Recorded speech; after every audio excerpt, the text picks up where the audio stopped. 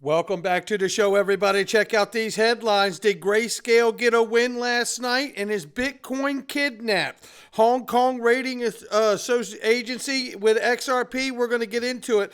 RippleNetwork spanning the entire world. You're going to want every bit of this. BNY Mellon explains on-demand liquidity, and so does David Schwartz. And we got this here from the Digital Pound Foundation. mBridge set for 2024, and will it challenge SWIFT? You're going to love that. China, BIS, and Ripple Connection. We got it all for you and so much more. Somebody roll that beautiful intro.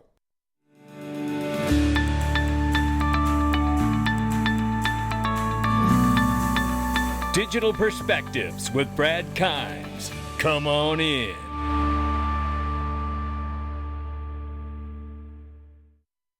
Welcome back to the show. You can follow us on Twitter and YouTube for exclusive content. Right now, $1.09 trillion market cap for crypto. The market is up 0.4%. Good morning, everyone. 26,800 plus for Bitcoin, 1,500 plus for Ethereum. Tether market cap right now is 83.6 billion plus. That is getting close to an all-time high.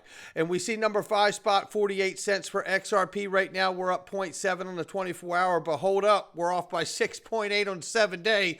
Somebody get this thing turned around. You know what I mean? Well, until it does, I want you to take a look at this. It's Miles Franklin, Precious Metals Investments, ladies and gentlemen. And listen, I want to call to action here. I told Andy Scheckman, I said, look, I know my audience loves gold because they love glint. And they've shown that they love glint and they love precious metals just like I do. I want you to do me a favor. I'm asking you as a favor to you, or to me, excuse me. And this is a favor to you as well because they have the best prices on precious metals. Don't believe me, just call them or email them. The number is underneath. And I want you to put in the subject box, it's info@milesfranklin.com. And I want you to put in the subject box, dig gold. Brad Kimes, dig gold, D-I-G gold. Brad Kimes, tell him I sent you. You are going to get the best prices on gold and silver that is available out here in the world. There's no question about it. And I want you to just push and tell. Let's show him how much we all love our hedge and our precious metals, because I do. And I'm getting ready to have some more on the way because I'm getting some this weekend. And I can tell you it's going to be silver this time where I got gold last time. I'm going to get me some silver this time. Make sure you do too. The best price is going, no doubt about it. All right, let's start right here real quick, ladies and gentlemen. I want you to listen to this clip. Even Vitalik Buterin knows what's going on in the difference between Ethereum and Ripple.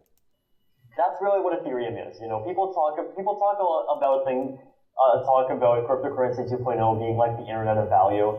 We're not the internet of value. Ripple is the internet of value. We're an arbitrary processor for state transaction functions. There you go. Even Vitalik knew the answer, right? And as far as I'm concerned, what you just heard there was motive, right? And here's Stephen Nureyev here. Shout out to him. Whistleblower for ETHgate, let's hope. He says he's got all the information. He's got the maps. He's got it all. And we can't wait to see it. He's supposed to be releasing something soon. Turns out Vitalik Buterin, a.k.a. Crypto Judas, secretly wants to be XRP, but he's so shy he deleted his tweet, which is in this article stating that XRP is better sound money than Bitcoin. Now that I've outed him, he can be free to be he, she, or XRP. Shout out to Steven for this.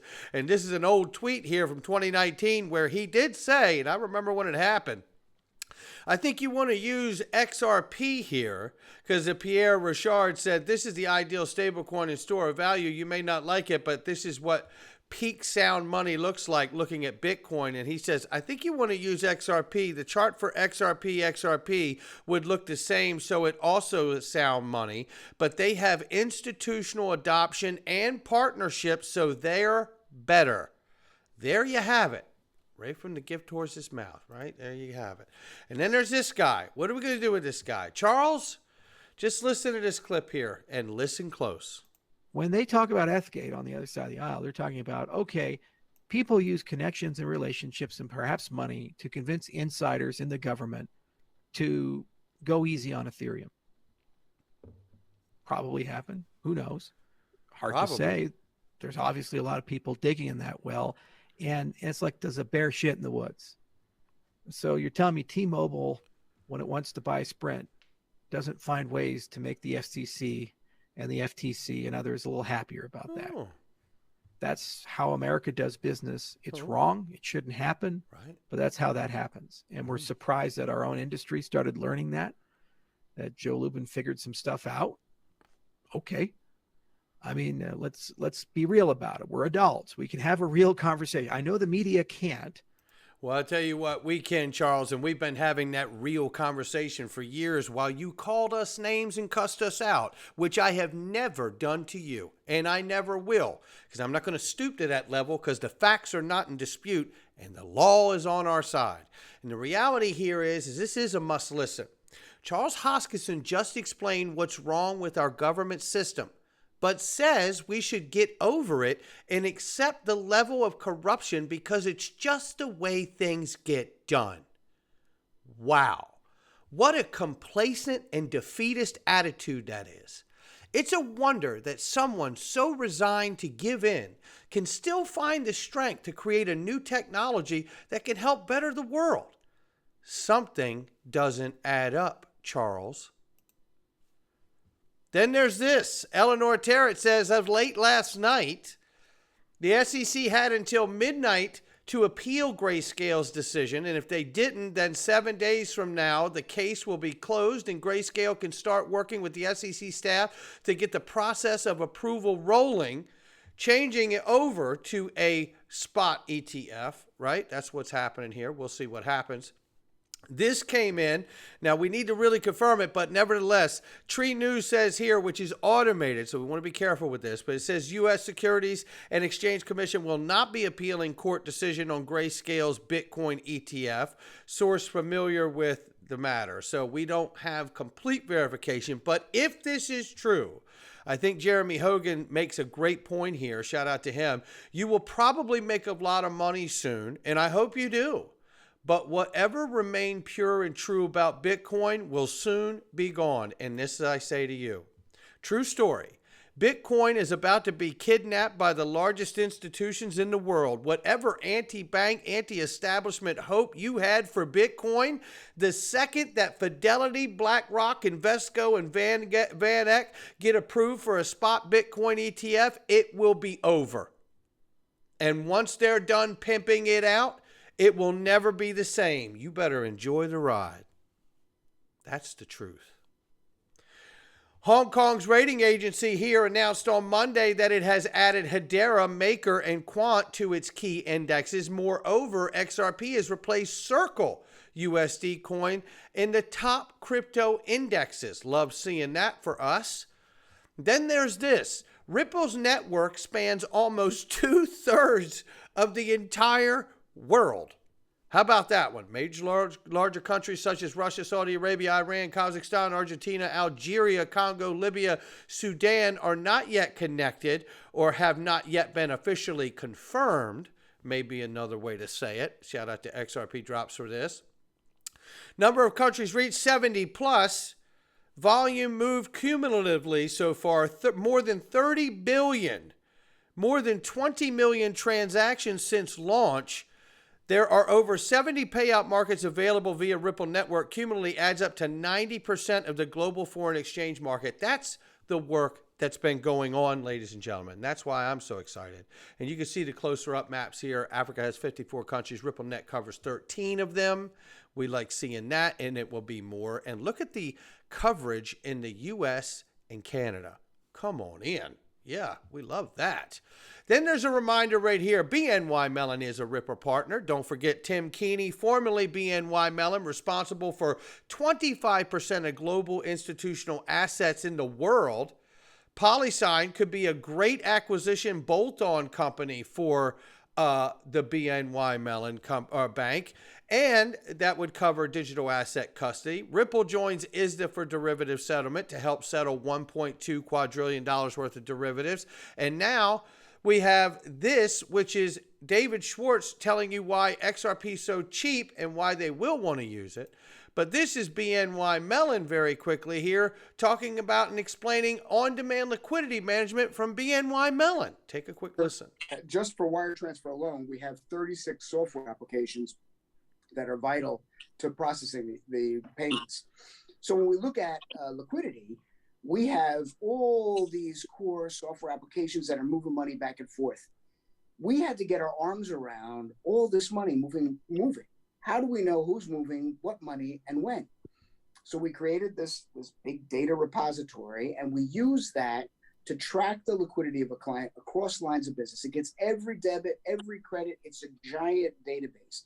Has the time that the creditor or debit posted, what the amount of the transaction was, who the client was, and we use that at an aggregate level to have insight into when a client is using liquidity and when a client needs liquidity. Now, throughout the bank, we also have tools that we can offer to clients to help them rationalize their use of liquidity. Does it make sense to be making these payments when you're making them? If you need to make these payments when you're making them, do we need to lend you money to get the payments out? That is part of our core liquidity services.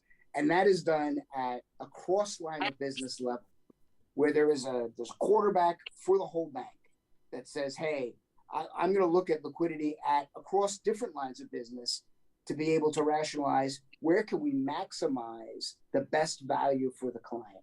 Now that right there sounded a lot to me like when Bob Way explained the patents, one of the patents that they have and worked on at Ripple, which is being able to have this macro overview of all of the different payment networks and participants in the network, and being able to source liquidity from any one of those different networks to satisfy one actual value payment.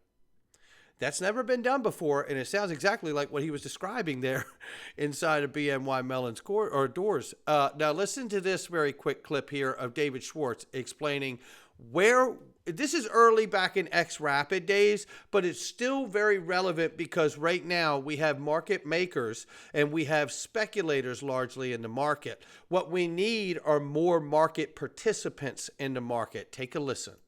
Okay, the so banks, we have two questions. That's bank, fine, but I think the gentleman in the back was first. I'll wait. Okay. So I was just wanting to know what kind of scale the banks are currently using this to trade amongst each other, because I mean, if they're doing it on the existing, traditional crypto exchanges, wouldn't there be issues with liquidity pockets, right? Like for a bank to settle a couple $2 billion amongst each other, I just don't see how they could possibly get to that size without materially moving the market against each other. And now listen, very quickly, I just want to say this because this is a fantastic question because it's still the moment that this market and space is in, right? They're quickly working their way out of it, but I don't want to see speculators go away. Market makers, market participants, and speculators are a healthy market. But what I do want to say is I want to see more market participants and more market makers creating the speculator market a much smaller market in general, because this is when you're going to get those deep pools of liquidity built to service a market instead of having dry pockets of liquidity going to the exchanges trying to make a market, but then the price just keeps shooting up because of the value of payments being so high, and then it doesn't make sense for banks to use it at that point. Listen to what David says. So no one is settling on a digital asset at scale today. What's going on at scale today is the messaging part that's able to settle on a digital asset when the liquidity is there. Whether or not what's happening on the digital exchanges right now is there are really only two participants. There's market makers and there's speculators, and that's part of what I think is making the market so unhealthy. The market makers are deathly afraid that speculators are going to see a price go up on one exchange and beat them by a millisecond and sort of make them take a loss and vice versa. What we're trying to do with XRapid is bring to these crypto exchanges market takers, people looking for liquidity who don't care what crypto prices are doing. The thesis is that if we do that, market makers will make more money because there won't be people trying to force them to take a buy when the price is dropping and vice versa. And they'll respond, if I see you making a lot of money, I'll make just a little bit less money and someone else will make less money still. So we think that bringing in like real demand for payments will bring the spreads down and bring the offer volumes up. XRapid will see if we're right about that. But you're absolutely right that there has to be more liquidity. The volatility problem is solved by the speed. The next question is, can we solve the liquidity problem? And I think as XRapid scales up, we'll see whether this just brings more liquidity or In the negative scenario, do we just use up all the liquidity and then the market just dies? I don't think that'll happen. I think what market makers are looking for is people to take the liquidity that they provide. Absolutely. And to add to that, that's exactly why automated market makers are going to be so amazing, because they're going to help build those liquidity pools to service the market, so you don't end up with a dry pocket of liquidity somewhere and the price spiking out of control. That's the problem with Bitcoin, right? All right, let's keep it moving very quickly here, because Ripple to demonstrate tokenized Hong Kong Monetary Authority EHKD pilot program using new CBDC platform. You remember when we reported on this back last spring in May, and this here is today, rather, shared by Digital Pound Foundation, talking about Project mBridge for set minimum viable product in 2024. Could it pose a challenge to SWIFT? The answer is yes, according to Digital Pound Foundation here. It says right here, it may pose challenge to SWIFT's leading payment system and could influence similar shifts in payment methods across different regions. Well, this is remarkable, because mBridge project and Hong Kong Monetary Authority, at least in this example, is in fact Ripple. And it is in fact the XRP ledger, because James Wallace said so. But don't go anywhere. You've heard this, but don't you go anywhere. Right, we're using the same technology that is with the XRP ledger. The token would be the CBDC, right? So the central bank would actually create their own token, a digital euro, digital dollar, whatever the market is, and that becomes the digital asset. So that becomes a digital asset. Keep listening. The native coin. The native coin, yeah. Now, where XRP could come into play potentially is when you're looking at cross-border CBDC. So when you have a digital dollar and you have a digital, real, or digital pound. Listen. You obviously need to have some way to interact cross-border. Right here. So I think the BIS call this a multi-CBDC model. BIS called this the multi-CBDC model. This is the XRP ledger model, ladies and gentlemen. One of the ideas is you use a sort of a neutral bridge currency to go from one to the other, similar to the model I explained earlier with our on-demand liquidity. Stay with me, and I'm glad you did, because there's lots of people that don't know that, and they need to hear it. Not everybody watches every video every day, right? So appreciate your patience. But here you see, developed in partnership by central banks of China. We've never found that connection to China. Hong Kong, Thailand, and the UAE. mBridge serves as a unified CBDC platform, ladies and gentlemen. It goes on to say its efforts are synchronized through Bank of International Settlements because of mBridge, notably Tencent, which owns WeChat Pay and the WeChat app, is reported by the Chinese media to be among the key participants, right? While mBridge continues its development, approximately 20 central banks are being kept in the loop about its trial advancements, so on and so on. So when you see this, then you put this with it. China has partnered with the Bank of International Settlements to create mBridge. Replace mBridge with the Ripple CBDC ledger, which is built on XRP ledger, right? It's just permission. It's for themselves. They're using it, right? A digital payment system that completely bypasses SWIFT and the U.S. banks. Now, we're getting ready to go to the Freedom Zone, ladies and gentlemen. It's our new Patreon group, which you can buy and join for just a cost of a cup of coffee. No more are we going to stand for censorship. And we've seen the largest XRP influencer in this space, DAI, hashtag free DAI, be wrongfully suspended on X. That's right, the platform that's supposed to be free speech. He's been shut down. And what does it say when they can just rip you off of a platform when this is your livelihood, and it certainly is mine too? And for the cost of a cup of coffee, you and I get to keep this relationship between one another, and no more will we let Twitter or YouTube or anyone else get in between us. And we're going to start having conversations inside of here that we cannot have, because I have been victim multiple times of censorship as well. So this is going to be a place where we get the extended conversation happening. We're going to do it today. And today we're going to visit Mr. Uncle Ray Dalio today. And we're going to talk about some things you are absolutely going to want to know. So make sure you click the link for the Patreon. Join us in the Freedom Zone. You're going to love it. I'll see you there. Not financial advice from me or anyone else, just my digital perspectives. I'll catch all of you on the next one.